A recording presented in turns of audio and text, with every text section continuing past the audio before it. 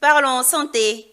Pierre Demba, ministre de la Santé, a effectué une visite surprise dans les centres hospitaliers universitaires d'Angré et de Cocody. Cette visite visait à évaluer l'avancement des installations d'équipements médicaux, notamment les scanners et les IRM, imagerie par résonance magnétique, ainsi que les travaux d'une unité de production d'oxygène, des projets essentiels pour améliorer la qualité des soins prodigués aux Ivoiriens et renforcer la résilience du système de santé, nous disent Amico Robara et Setekissi.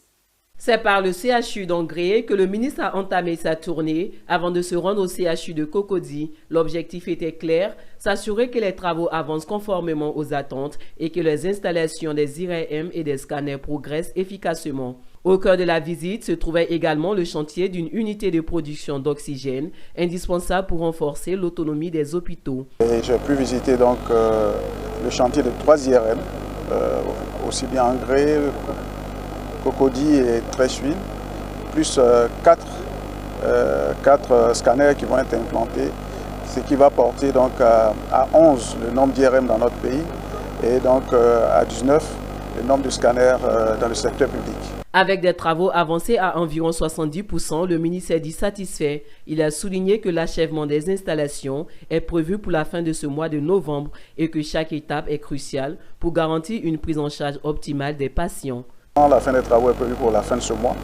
Donc je reviendrai pour l'inauguration, Inch'Allah, comme on le dit. Et d'autres investissements sont en cours pour renforcer notre capacité en oxygène et j'en passe. Je pense que ce qu'il faut retenir, c'est que nous préparons non seulement à avoir un système qui soit capable donc, de répondre pour faire face aux épidémies, mais en même temps qui renforce notre capacité de prendre en charge des malades en Côte d'Ivoire et partout en Côte d'Ivoire. Le renforcement des infrastructures de santé ivoiriennes s'inscrit dans une stratégie globale soutenue par des partenaires comme la Banque mondiale et l'AIB qui ont contribué financièrement dans le cadre des fonds alloués pour la lutte contre le Covid-19. Ces initiatives visent à créer un système de santé moderne et résilient, prêt à répondre efficacement aux besoins de la population.